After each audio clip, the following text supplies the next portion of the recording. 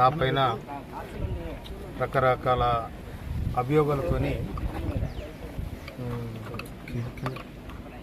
వైన్స్లలో డబ్బులు వసూలు చేస్తుందని ఈ విధంగా అభియోగాలు పెట్టి వైరల్ అయిందని నాకు తెలిసింది.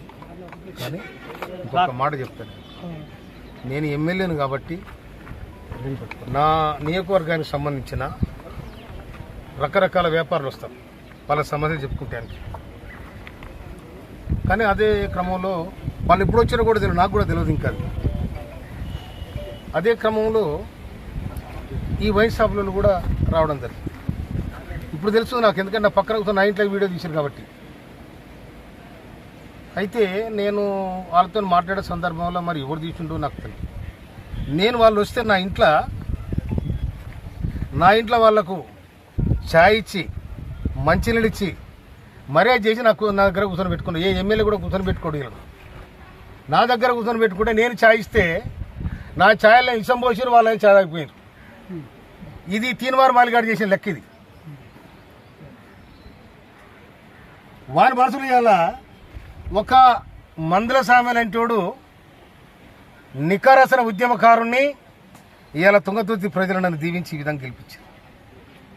నన్ను డ్యామేజ్ చేయడానికి, నా మీద బ్లాక్మెయిల్ చేసి నాతో డబ్బులు తీసుకోవడానికి టీఆర్ఎస్తో కుమ్మక్కై నేనేమో లిక్కర్ దందా చేసినా, లేక భూముల దందా చేసినా, ఏం దందా చేస్తా నేను? నా దందంతా ప్రజలతోనే, నా జీవితం ప్రజలతోనే బతికినాను నేను. అందుకోసమని నాతో డబ్బులు లేని నాడు జనము మొన్న ఎన్నికలలో నాకు సందాలు ఇచ్చి గెలిపించుకుని ప్రజలు. అటువంటి చిల్లర దందాలు నేను చేయను. కానీ చిల్లరేషాలు వేసి ఇవాళ ఎవడైతే నా మీద వీడియో తీసుండో వాడు పోయి ఇవాళ ఆ తీర్మానం మలయ స్టూడియోలో కూర్చుంది. మరి అతను చేయించినాడు అనుకోవాలా, ఎవరు చేయించిన అనుకోవాలా నేను? అందుకోసం దీన్ని చట్టపరంగా ఇవాళ ఒక దళితుడు, ఒక మాదిగ వ్యక్తి రాష్ట్ర ప్రభుత్వంలో ఉండడం ఇష్టం లేదా? బీసీలు అంటారు, ఎస్సీలు అంటారు, ఎస్టీలు అంటారు, సామాజిక న్యాయం. ఎక్కడ పోయినా సామాజిక న్యాయం ఇదేనా? బ్లాక్ మెయిల్ రాజకీయాలా సామాజిక న్యాయం ఇదేనా? ఇది కాదు కదా. సమాజం ఏమనుకోవాలి? దమ్ముంటే తుంగతుర్తి గడ్డ మీదకి రా, తుంగతుర్తి గడ్డ మీదకి వచ్చి ఇవాళ నేను చేసేది ఏందో నాకు చెప్పాలి. లేకపోతే దీన్ని చట్టపరంగా నేను తప్పకుండా నేను చర్య తీసుకోవడానికి ప్రభుత్వాన్ని విజ్ఞప్తి చేస్తాను. నా ఇంట్లో తిని నా ఇంట్లో ఇష్టం కలిసిపోతే ఇంతకంటే ద్రోహం ఏముంటుంది?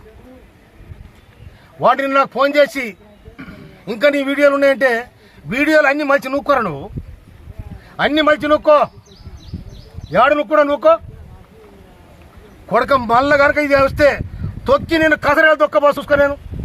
మందుల సభలు ఏమనుకున్నారు మీరు? నేను మా కార్యకర్త దలుచుకుంటే న్యాయం కోసం తుంగతుర్తి పోరుగడ్డ కొట్టని గడ్డ ఇది.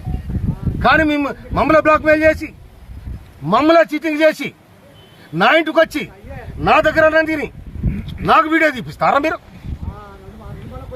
నేను ఇవాళ సమాజంలో ఒక మార్పు రావాలి, గుర్తింపు రావాలి, ఒక సమాజం ఈ విధంగా ఉండాలని ఇవాళ కాంగ్రెస్ ప్రభుత్వం, ఇవాళ రేవంత్ రెడ్డి ప్రభుత్వం మేము విజ్ఞప్తి చేస్తే మాకు ఏబిసిడి వర్గీకరణ చేసింది.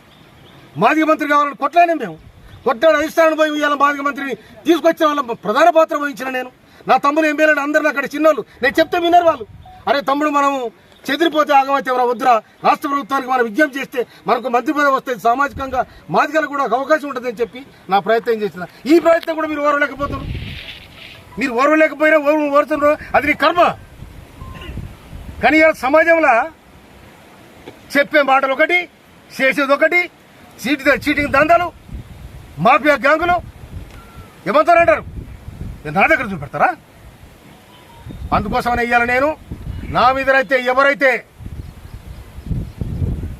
అకారణంగా నా ఇంటికి వచ్చి నా ఇంట్లో అన్నం తిని నా అన్నంలో ఇష్టం కలిపోయిన ఎవడైతే మన మీద తప్పకుండా చర్య తీసుకోమని రాష్ట్ర ప్రభుత్వానికి, పోలీసు యంత్రాంగాన్ని కూడా చెప్తున్నాను. నిజంగానే నాకు ఎవరు డబ్బులు ఇచ్చాడు చెప్పాను, ఎవరు డబ్బులు ఇచ్చాడు చెప్పాను. వాళ్ళు వస్తే తప్పకుండా అన్ని వ్యవహారాలు మాట్లాడతాం. ఒక మనిషి ఇంటికి వచ్చినప్పుడు ఉత్తు వచ్చి కూర్చున్నా కూడా ఏం జరుగుతుంది, తుంగతుర్తి ఏం జరుగుతుంది, రాష్ట్రం ఏం జరుగుతుందని మాట్లాడతాం. సార్ అంటే ఆ వీడియో వ్యవహారం అంటే ఉద్దేశపూర్వకంగానే జరిగిందంటారా లేదంటే 200% ఉద్దేశపూర్వకంగానే నా ఇంట్లోకి వచ్చి నా అన్నం తిని నాకు మోసం చేసిపోయారు. అంటే అందులో మాట్లాడిన మీరు మాట్లాడినా లేదంటే ఏమైనా అది కూడా